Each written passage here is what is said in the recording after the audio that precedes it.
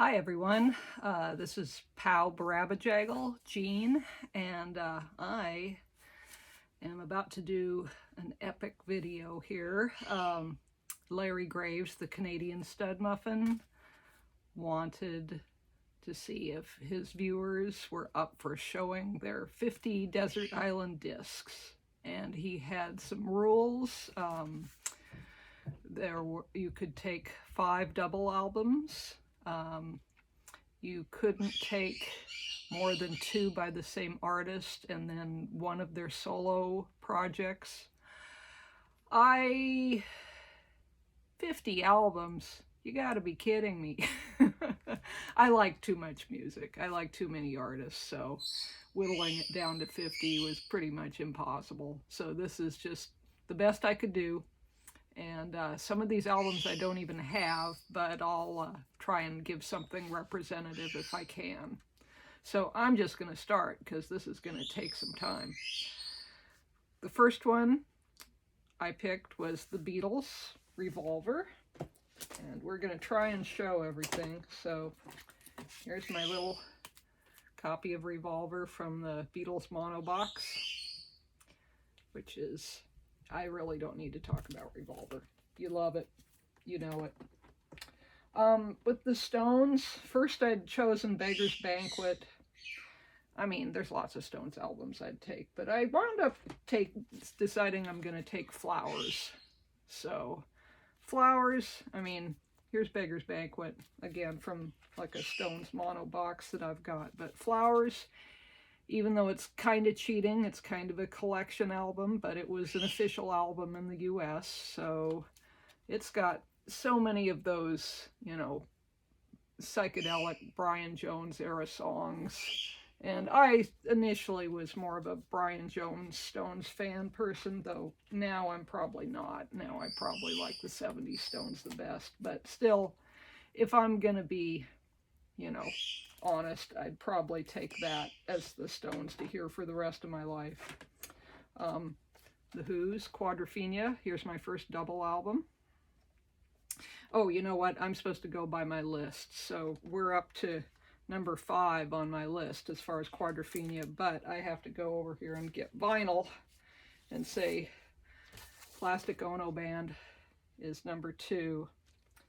And then Yoko Ono's Season of Glass is number 3, which I finally just got the other day. I played it today and said, that's such a great album. I've got to take that with me. So, I mean, that's my favorite Yoko album. It just is. It's amazing to me that, you know, 30, 35 years since I last heard it, 30 years probably. It just, every song is great, you know, moves me still, and I love that album. So there you go, Season of Glass. Okay, number 6 I don't have. It's my second double album. It's Pete Townshend's Scoop, which was his first album of demos that came out in the early 80s. I had that and Another Scoop, the second album, and I really like the first one a lot. I know there's a third too, so I'm just planning on getting all those on CD at some point, but a lot of, here, I'll stop and talk about this. So I'm someone who's never been married, never owned a house, and that has meant, and I also was a college student for much longer than most people are college students, because I, you know, was slow to finally finish off my degrees. I'm really glad I was able to. But it meant I moved a lot. So since I left home around age 20, I've moved maybe somewhere between 20 and 25 times. There were periods of times where I got rid of the majority of my record collection. I usually had boyfriends who were record collectors, however, so I could get, you know, a tape or a burned CD of pretty much any album I wanted. So it's really only been in recent years that I've tried to bump my CD collection and lately vinyl collection back up more in the direction that it probably should be for my interest in music. So lots of things I know very well and I don't have a copy of. I might have a different album, I might have 45s, you know. So that's out of the way. Plus, I've been in some situations as far as records where if I do have an original record, it might have gotten damaged or something. So we'll get there. Okay, forget that. We're on through the races. Here we go. Next album, The Kinks, Arthur. Love The Kinks, my favorite album. But again, you know, when you say your favorite album, then you go listen to another album and you go, that one's just as good. Whatever. I love Arthur, so I'm picking Arthur. Okay, I gotta start not making a massive mess here. So I'm a big Beach Boys fan, but I went with my choice, Brian Wilson's Smile, because the Beach Boys version of Smile never officially was completed, and I know they did kind of a Smile box after this came out finally, after me owning bootlegs for years. And of course, so many of these songs came out on albums like 2020 and Surf's Up, and usually they were my favorite song on those albums. So while I love those albums, it's usually the Smile songs that were the most important to me. So I love this. And the video that went with this, the documentary, is so good. So this is what I pick over Pet Sounds any day. And I also love the Beach Boys Today album. But instead of picking the Beach Boys Today for my album, I'm picking the Ronettes, presenting the Fabulous Ronettes featuring Veronica, because so much of this Brian Wilson was inspired by to create Beach Boys Today, to, you know, his whole style of arranging and composing, and it's great. You know, the whole wall of sound thing, and just the Ronettes were fantastic. So that's my choice for that one. So let's see, that puts us at, that was number 9. Number 10, Highway 61 Revisited by Bob Dylan. This I got on cassette and just played to death because I love Desolation Row. You know, of course it has Like a Rolling Stone, but the whole album's fantastic. So this is really kind of my favorite Bob Dylan album. But I love a lot of them. I love Freewheelin'. I love, you know, whatever. I love Times They Are Changin'. I love his first album, etc. Okay, so after Bob Dylan, I have Phil Ochs. I'm going to show Tape from California. I don't know if this is the album I'd take. It might be.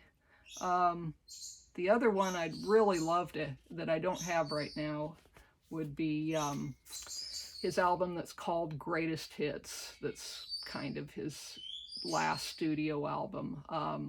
It's not a greatest hits. If you know the story of that album, it's really kind of funny, kind of, you know, dark humor, tragic in a way. Because Phil was always competitive with Bob Dylan. And I think, you know, he was the other great songwriter from the Greenwich Village scene. He wasn't as rock and roll. He had a much more melodic voice and a lot of classical influences. So he didn't have like that blues and rock and roll, you know, thing that Bob Dylan really had.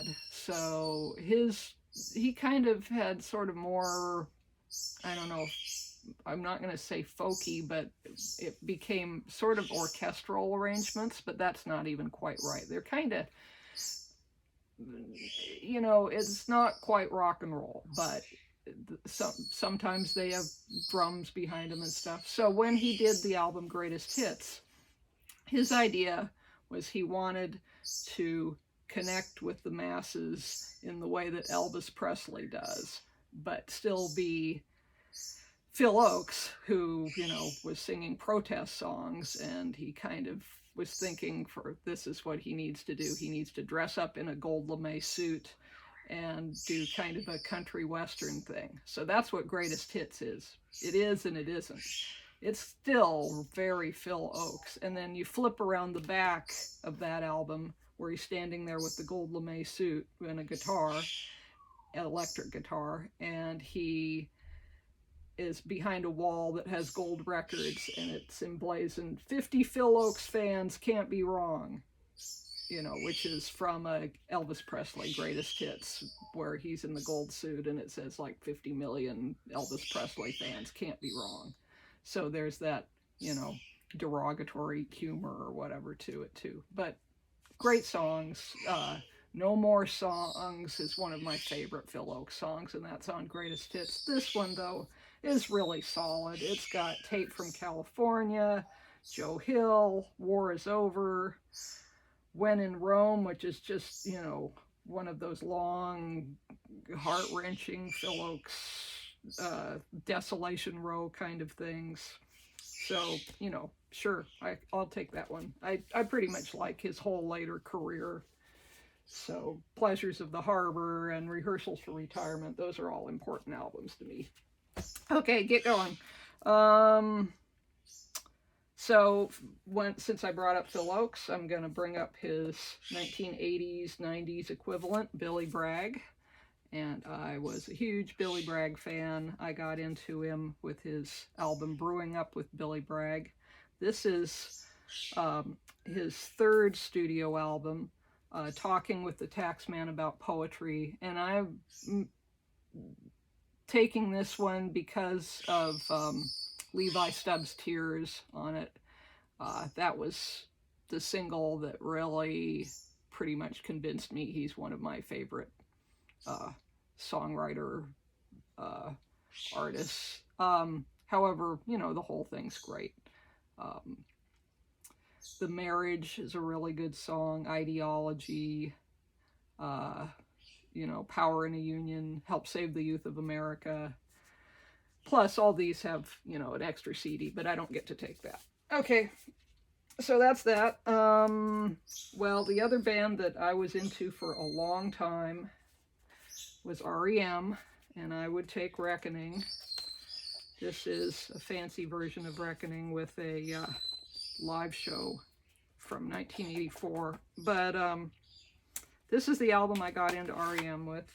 A lot of people's favorite, if they are into the early REM, is Murmur. And I heard Murmur, and it didn't quite grab me until this one. South Central Rain on here, I just fell in love with. And this whole album, you know, Harbor Coat, Little America, Pretty Persuasion, Time After Time.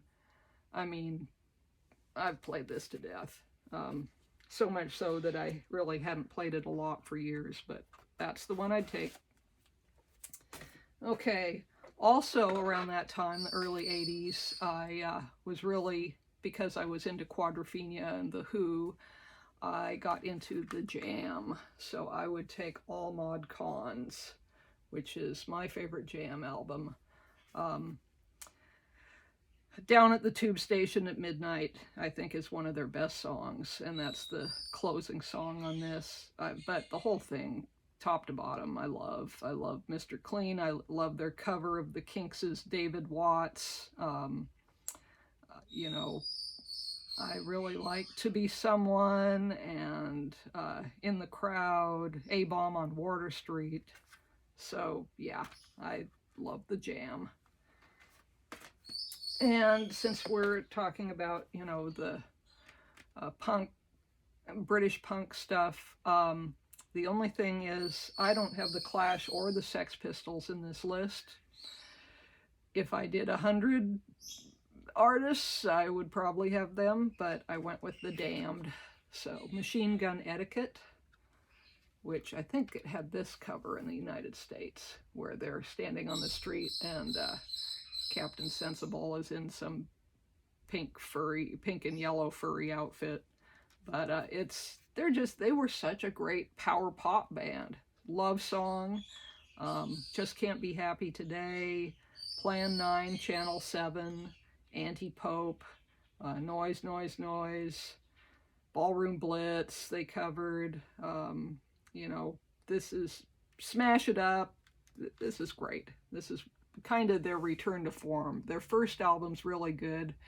Then their second album, Music for Pleasure, was kind of a misstep, and they broke up, and then they came back with Machine Gun Etiquette. I also really love the Black Album, which came after this, but that's a double album, and I have only so many double albums I can take. Okay. Elvis Costello. I'm going to pick this year's model. Whoa, and there it goes, because I tried to avoid my crack case on the front by taking the booklet out, but dropped the booklet now. So yes, Larry knows this album. Yeah, what can you say? Radio, radio, you know, I Don't Want to Go to Chelsea, Pump It Up. I put Lipstick Vogue on so many mixtapes. I really love that one too. Okay, so next I've got one that I have to censor. So I'm gonna put their second album over the album I'm choosing. I'm choosing the Slits Cut, which has them all topless and covered in mud on the front cover, because they just learned how to make loincloths that day and had a female photographer, Penny Smith, who used to photograph the Clash a lot, and they all were partying and decided to do like a practically nude photo shoot. So that wound up being the cover, which it's a great album. And I like this album too, the Return of the Giant Slits. But Cut is kind of the reggae. Here's the back. It's, you know, if you like Sandinista and you like kind of Yoko Ono, that kind of combines the two.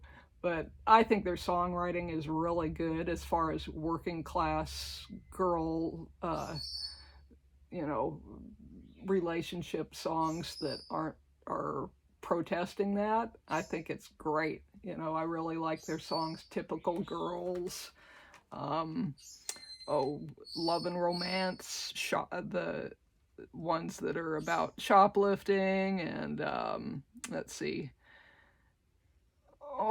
Ping Pong Affair, that one's really good too. So it's a really unique album and really gets overlooked a lot.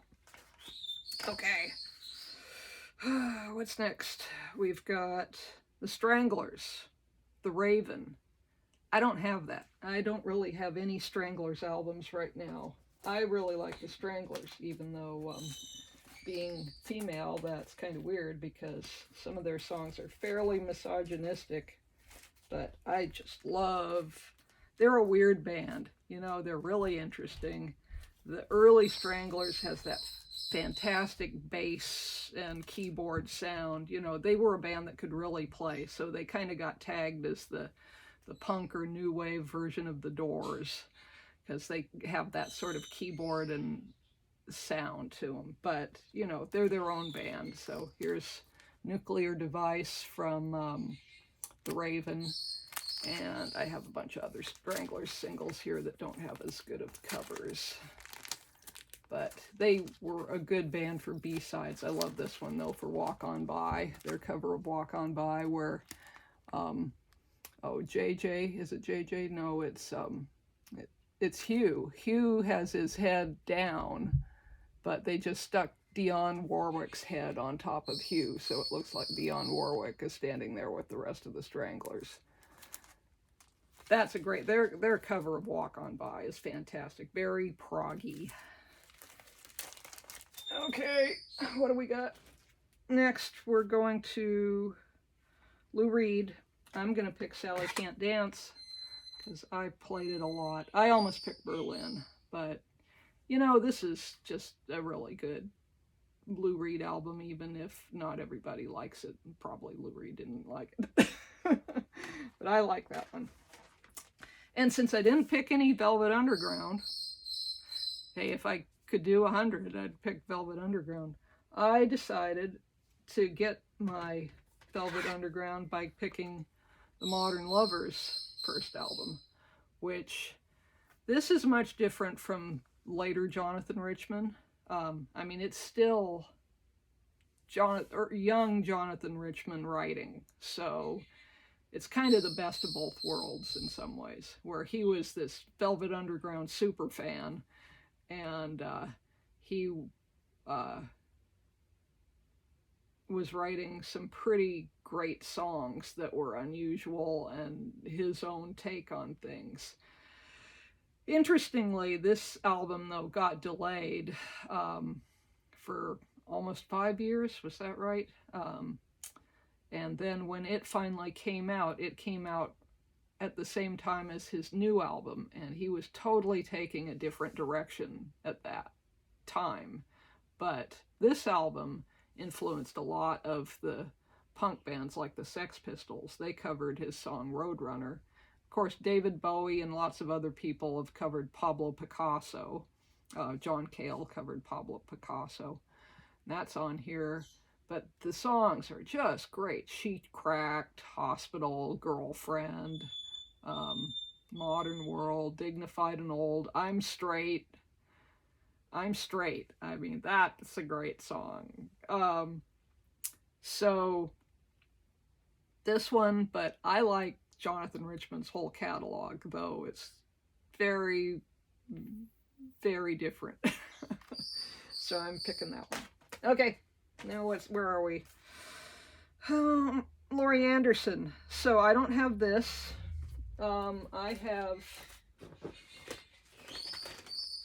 right now I have Big Science, but that's not the one I want to take. I want to use up, I've already taken Quadrophenia and Scoop as 2 of my double albums. I'm going to use up 2 more double albums on Laurie Anderson because she had a 5-record set that qualifies as a 4 CD set. And that is United States Live, which came out in 1984.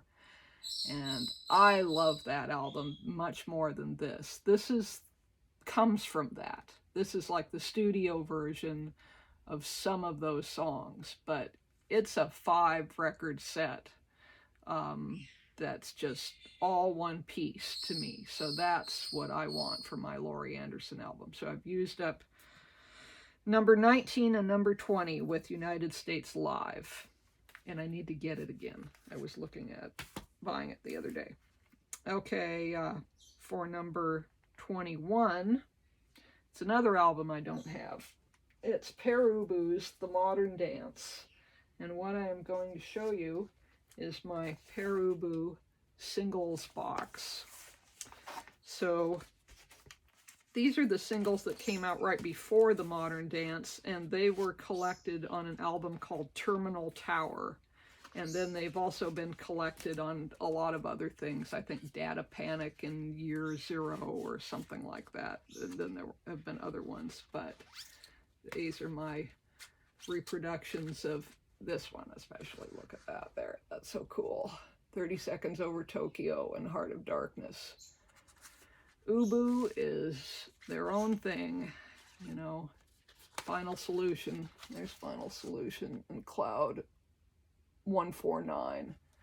I mean, I love Dub Housing, I love Modern Dance, and I like a lot of their other stuff. You know, they're just another band that you follow their whole career, and it's all up and down and all over the place and interesting stuff. So that's Pere Ubu. Okay, what do we got? Wire 154. I don't have that right now. I don't have any Wire right now, and that will be rectified.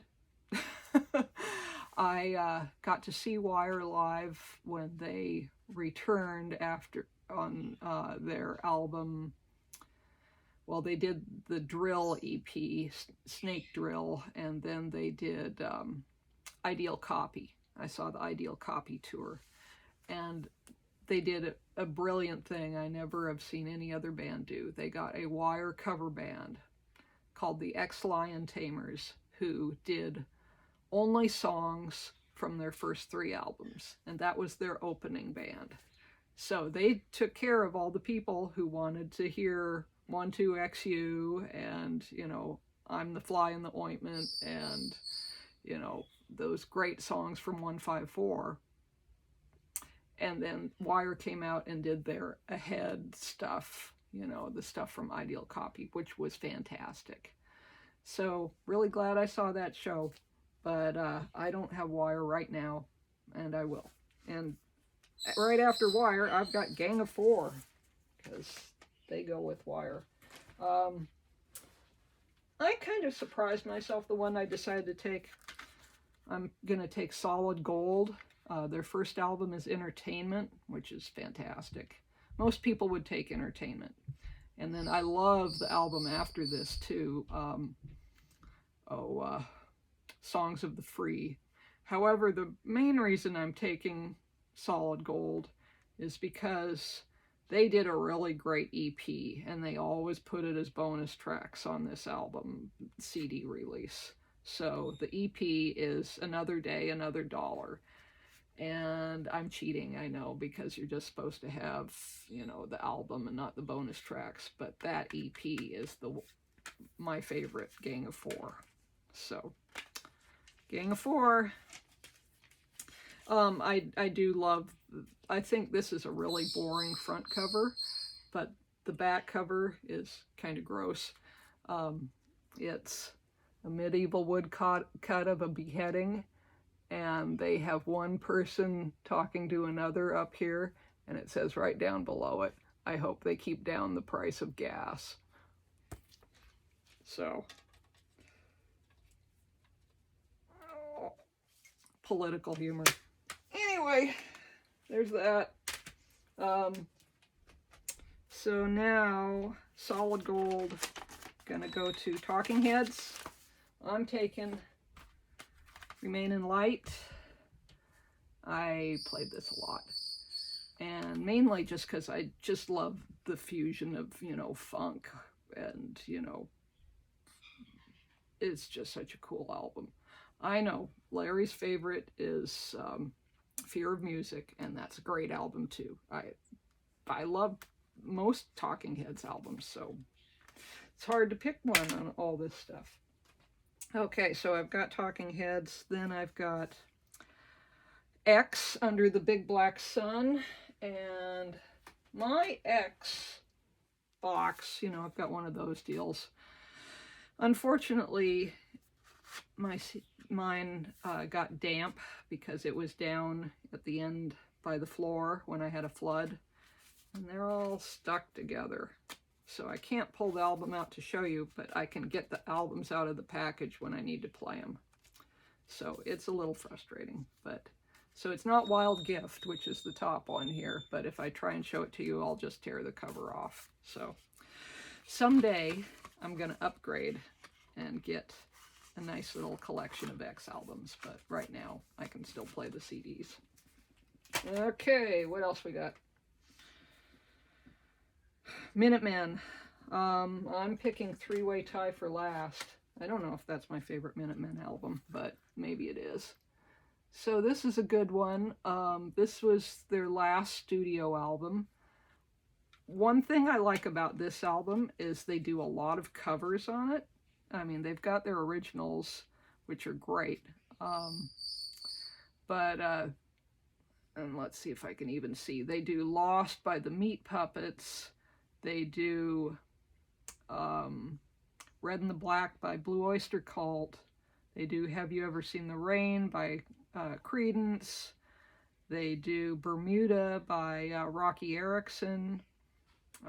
They cover, you know, several more that I can't remember who they're by. I forget who Ack Ack Ack is by, but I love Ack Ack Ack. And then, of course, there's their own originals. And then No One is on here, which I kind of love because it's just like them doing a club mix or something.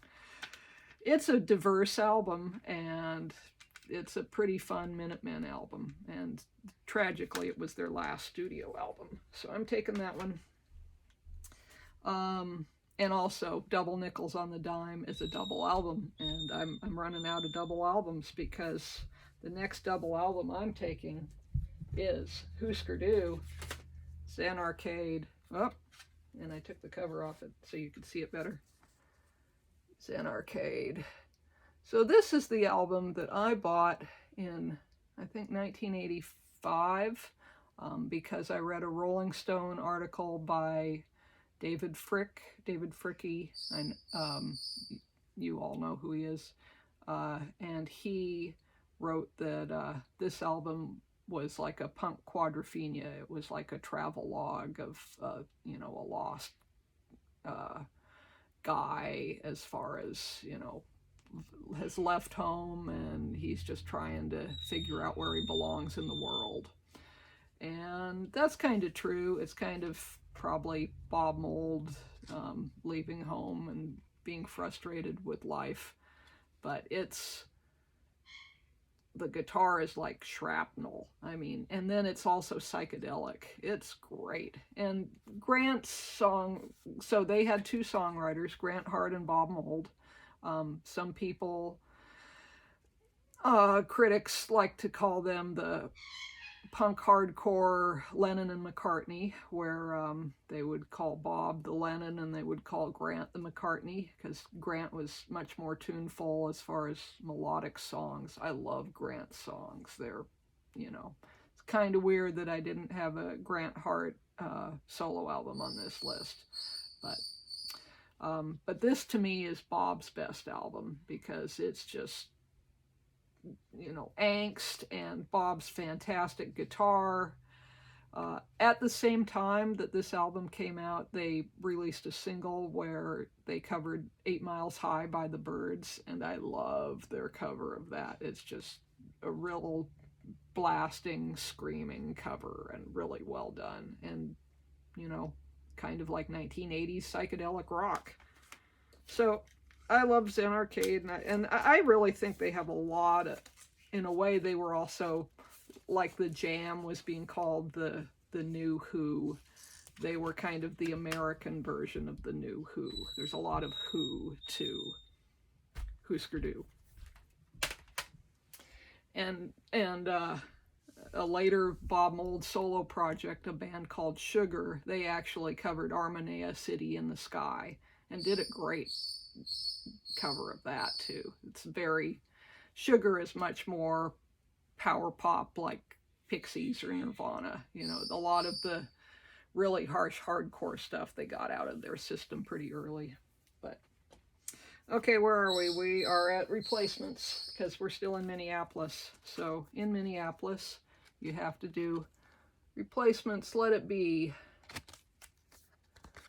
There, and this has my very favorite Replacement song, Answering Machine, but it's just fun album. I Will Dare is pretty close as my favorite Replacement song too. It's got Peter Buck guesting on the jangly Rickenbacker solo, and there's some of the goofy high power Replacement stuff, like Tommy gets his tonsils out and Gary's got a boner and whatever. But then you have Unsatisfied and 16 Blue. There are these beautiful ballads, and Androgynous. I love Androgynous. And a really funny cover of Kiss's Black Diamond.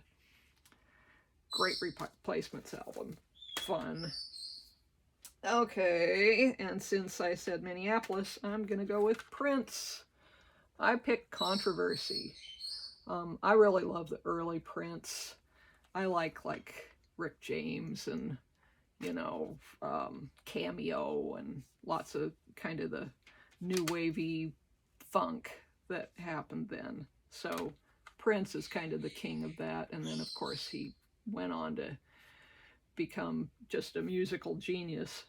But I like a lot of his early stuff too. So Prince. Okay, I really wanted to have a lot more soul records on this list. I don't have a Marvin Gaye album on here, which I like lots of his albums, not just What's Going On. I like a lot of his 70s albums, like Here My Dear and I Want You, and more and more. And of course his 60s stuff too. But I wanted to get a Curtis Mayfield album on here. So here's my favorite Curtis Mayfield album. Not Superfly, but Curtis, which is his first solo album. I have to thank The Jam for covering Move On Up, which is on this album, and that helped get me into Curtis Mayfield. But I also have a bunch of Impressions albums, and those are great too. Especially, I just like the later stuff where he really started doing good topical writing, because he's a great songwriter and singer. And this has If There's a Hell Below, We're All Gonna Go, which is cool. You know, it's that early 70s funk kind of thing. So, soul. But the whole album's great. You know, a lot of his albums are really good writing. He doesn't get talked about enough. All right, Curtis Mayfield. And where are we now? Temptations. So I don't have a copy of Cloud 9, and that's what I'd pick. I have this, the Temptations Psychedelic Soul collection, which has some of Cloud 9 and some of other albums. I have a few other Temptations albums here. Yeah, I've got Puzzle People, and I've got Psychedelic Shack, which I think is a hilarious cover, but they're really great albums.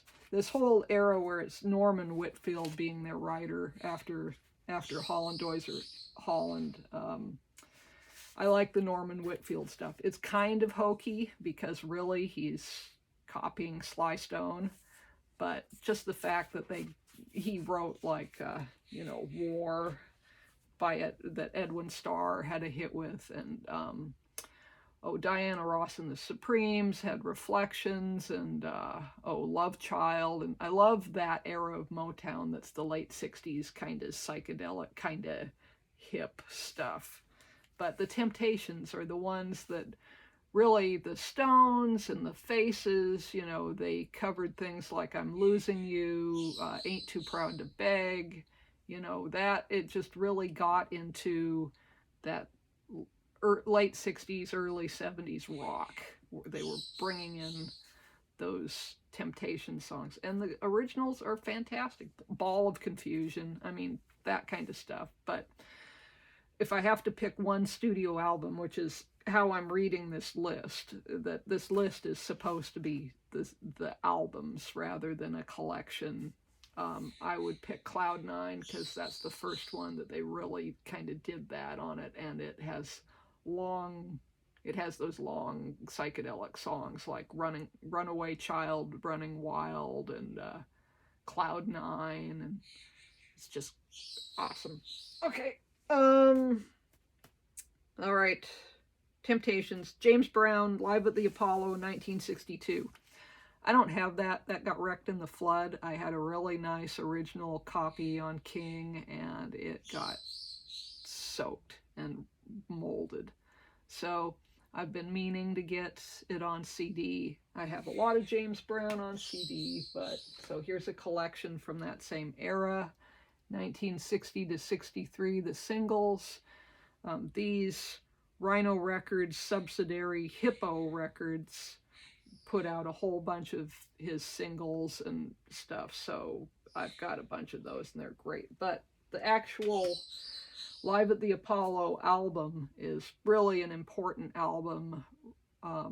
If you listen to The Who's first album, they cover 3 songs from it. You know, they're just, that record also, I would say, really influenced like Peter Wolf, you know, Mick Jagger, all sorts of people really got into that album, which was played heavily on the radio at the time. And another band that album was very important to were members of the Residents. So I was going to take a Residents album immediately after that that's called George and James. It's part of their American Composers series. I don't have that CD right now, but on one side they cover George Gershwin, so there's like Residents versions of Rhapsody in Blue, and then the other side they cover James Brown, and they do a recreation of Live at the Apollo, I think just side 1, where they're doing the whole album, and it's so strange because it's those weird speed tape Residents voices and, you know, weird little jerky Residents music, but it's doing James Brown live at the Apollo. So for just weirdness sake, that album is something I have to listen to every now and then. Instead, right now I have kind of a similar thing to show you, which is the Residents, The King and I, which is them doing Elvis songs. I mean, the whole thing is, you know, the Residents doing Elvis. And it's pretty cool and messed up, and I love it. So, but I have to take the James Brown one. Okay, so where are we? Residents, well, that means that I have to pick something else weird. So I would take They Might Be Giants and their album Flood, which I think is an incredible album. That was the album that got me into They Might Be Giants. I don't have it right now, so I'm going to show you the Dial-A-Song collection, which is the first 20 years of They Might Be Giants. It's really well done. It's a Rhino set. And it has, you know, it's like somebody who's a They Might Be Giants freak making the best sequenced mixtape you can possibly make. So really well done. Starts right off with the best song on Flood, which is Birdhouse in Your Soul. That's just like a classic pop song. Yeah, it's They Might Be Giants, so it's got a couple weird little things in it, but it's, you know, that's the thing about them. I love them. However, sometimes you feel listening to them that they're just being weird for the sake of being weird. They can kind of do anything. John Linnell's voice is very nerdy. However, sometimes it's just the greatest pop songs ever. And sometimes they're just driving you crazy. They're great, though. They're really, I have to say, when I went and saw They Might Be Giants in Boston, I saw somebody wearing a Sparks hat. And I went, of course, somebody who's a Sparks fan is going to be a They Might Be Giants fan. And you watch them on stage, and they do a lot of Frank Zappa, you know, kind of conducting things. So you know who their influences are. Apparently the Residents were a big influence to them too. So They Might Be Giants. Okay. And since we said Sparks, here's Sparks. However, this isn't the one I was going to pick. Right now I don't have a copy of Hello Young Lovers. That's what I would have taken. I am going to buy the new 21st Century remaster of it. I just, you know, one of those things I need to buy, so I get rid of something to force me to get it. I have a tendency to do that. So yeah, so we did Sparks, which I'm not spending a lot of time on because I think you know who they are. Okay. Kate Bush. I'm picking Never Forever. Is this my favorite Kate Bush album? I don't know. I do like that she's like flying around like a bat on the back cover. That's really excellent. And this front cover, I think, is a cool cover. Just, it's kind of like Pandora's box where all sorts of strange things are coming out from under her dress.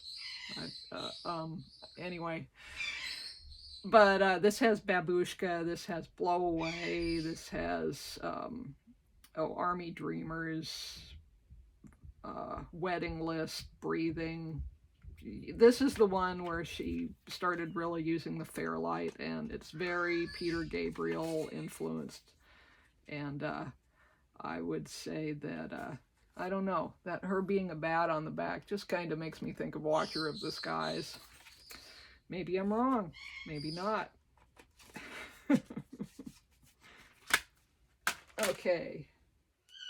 And if you say Kate Bush, my other more favorite female singer would be Patti Smith. And I'm picking Radio Ethiopia. Again, could have been Easter, could have been anything, really. Well, probably one of the first four. But this one, I really like Radio Ethiopia, the title track, because I just like a big, long, freak out track from her. That's just, you know, freeform poetry. And I love Ain't It Strange. I love Ask the Angels. I love, anyway, I love this album.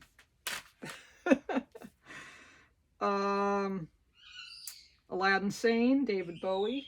I don't have a copy of it right now.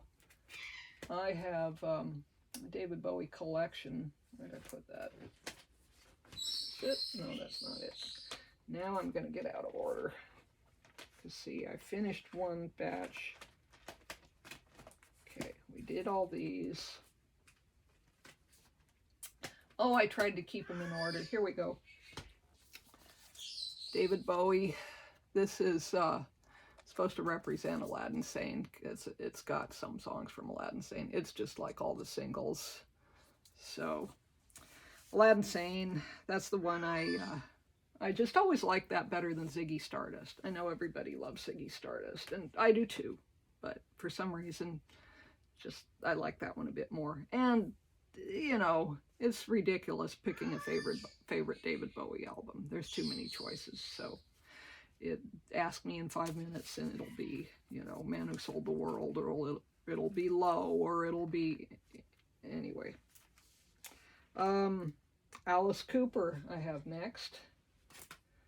I picked $1 Billion Babies. Again, you know, it could have been Killer, it could have been Love It to Death. I really like Muscle of Love. It could have been Muscle of Love, but I'm picking this one because, I mean, it's so cool. I like a lot of his later stuff too, depending on the era. All right, we got to flip the page. This is when I started panicking. I'm just like crossing off things here. So I wound up with the Monkees, Pisces, Aquarius, and Jones, because I just like that kind of later psychedelic Monkees when they still had the four guys, and they've got Cuddly Toy and Star Collector and Salesman and Door into Summer. Love Is Only Sleeping.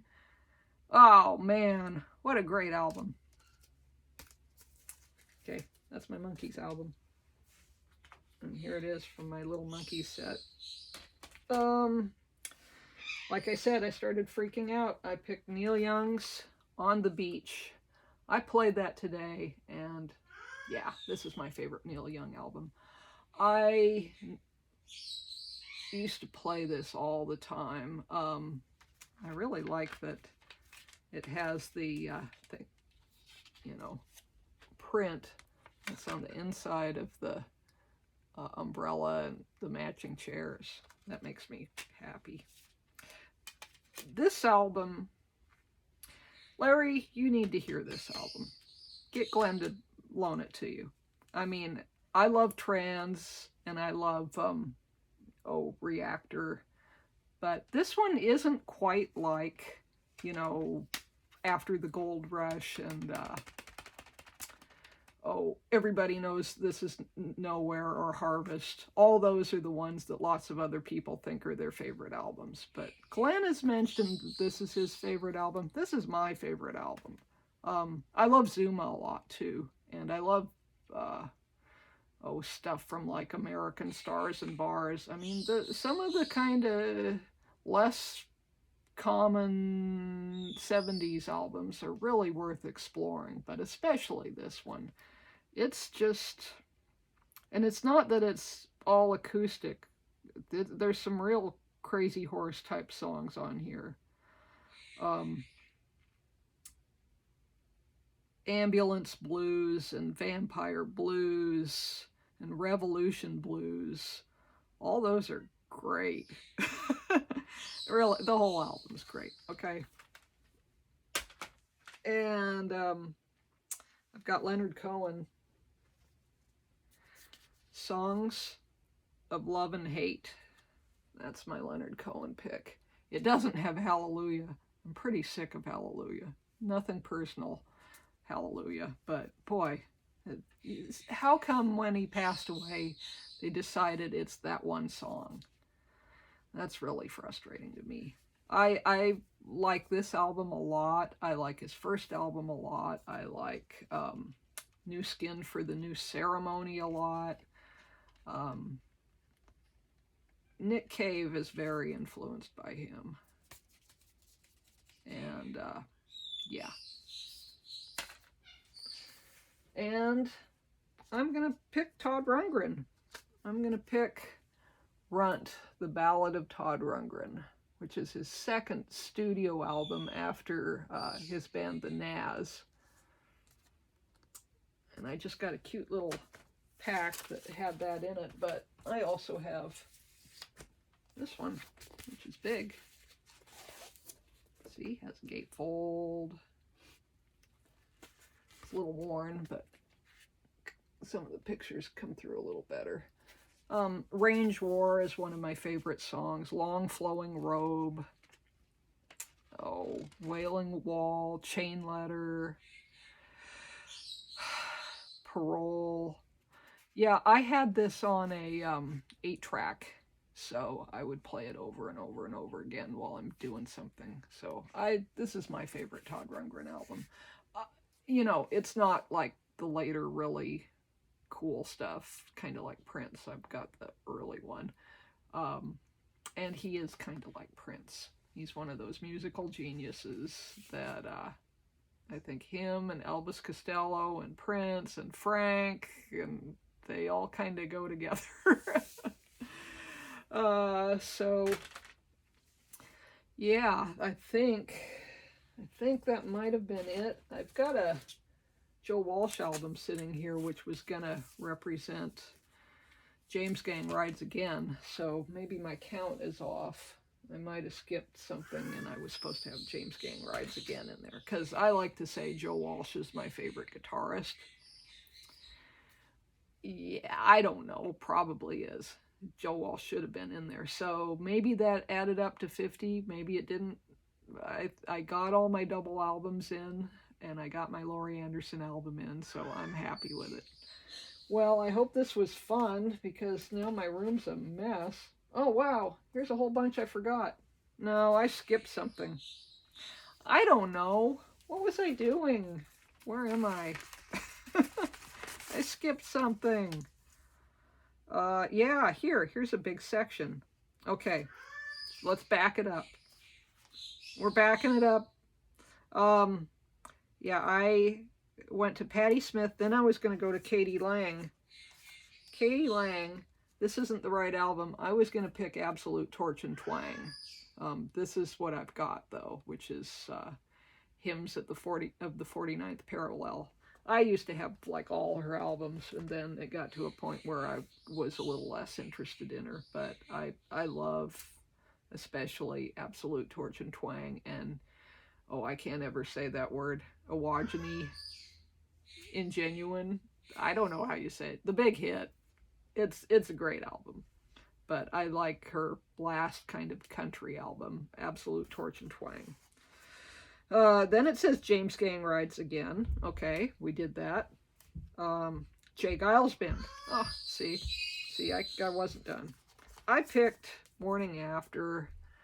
I don't know. I can't pick a J. Geils Band album, but I'm going to pick Morning After. I didn't pick any Peter Wolf solos. See, I was being good. I'm trying to get as many artists as I can, not doing the two album artist thing. Yeah, here we go. The Darkness. See, I can't finish this video without saying The Darkness. I picked Last of Our Kind. I don't know if that's my favorite. Could be their second album, One Way Ticket to Hell and Back. But this one has Barbarian. It has Open Fire.